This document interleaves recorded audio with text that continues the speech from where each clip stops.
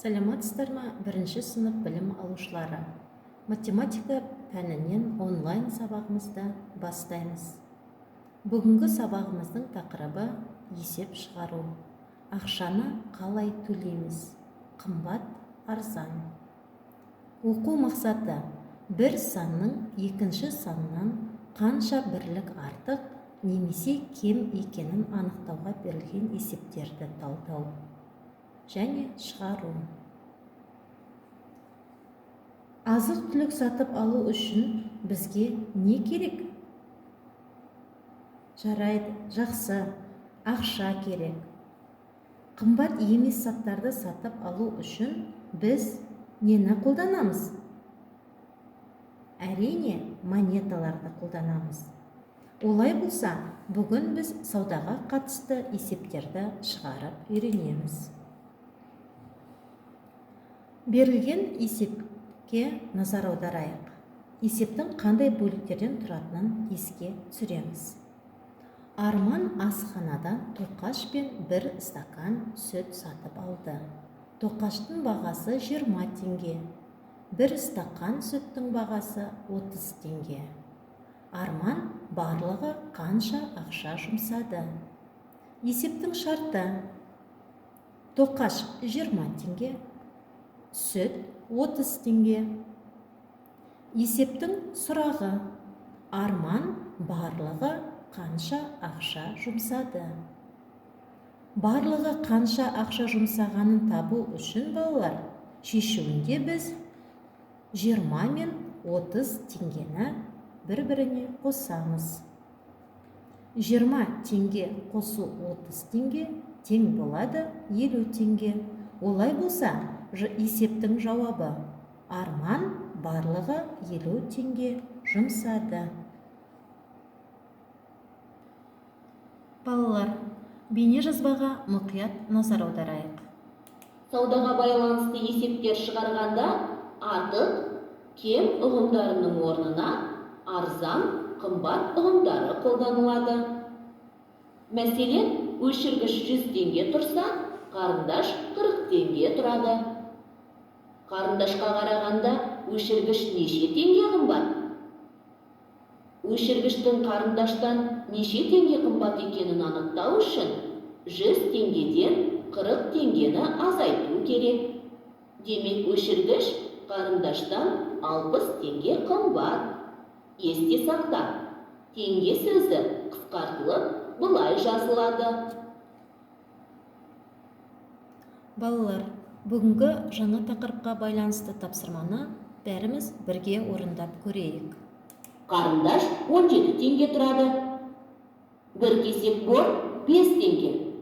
Қарындаш бордан қанша теңге қымбат? Балалар, қарындаш 17 теңге тұрады. Ал бор 5 теңге тұрады.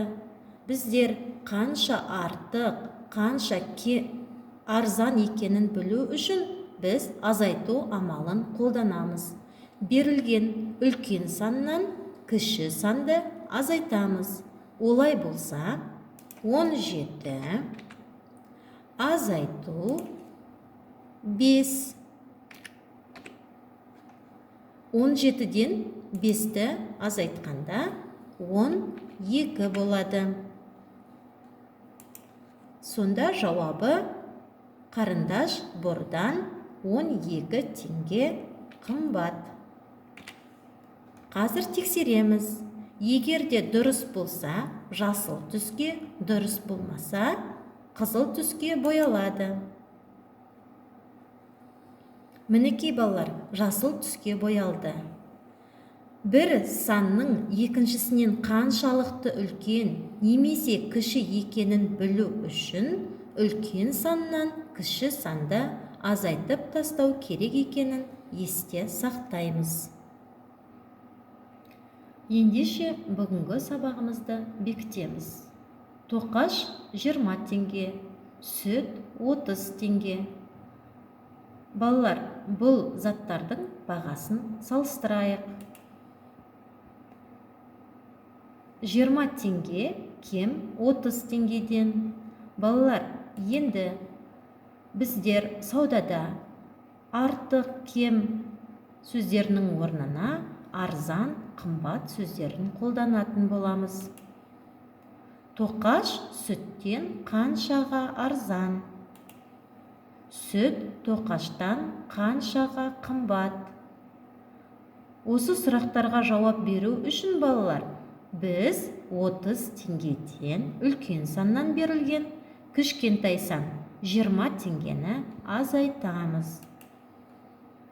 20 теңге азайт, 30 теңге азайту 20 теңге 10 теңгеге тең болады. Олай болса, сүт тоқаштан 10 теңгеге қымбат, ал тоқаш сүттен 10 теңгеге арзан.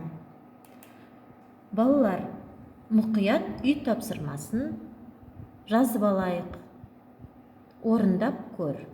Банан 60 теңге, балмұздақ 30 теңге. Барлығы қанша теңге жұмсалды? Қысқаша белгілеуін жазамыз дәптерімізге. Шарты, сұрағы, есептің шешуі және есептің жауабы болады. Және заттардың құнын салыстырамыз.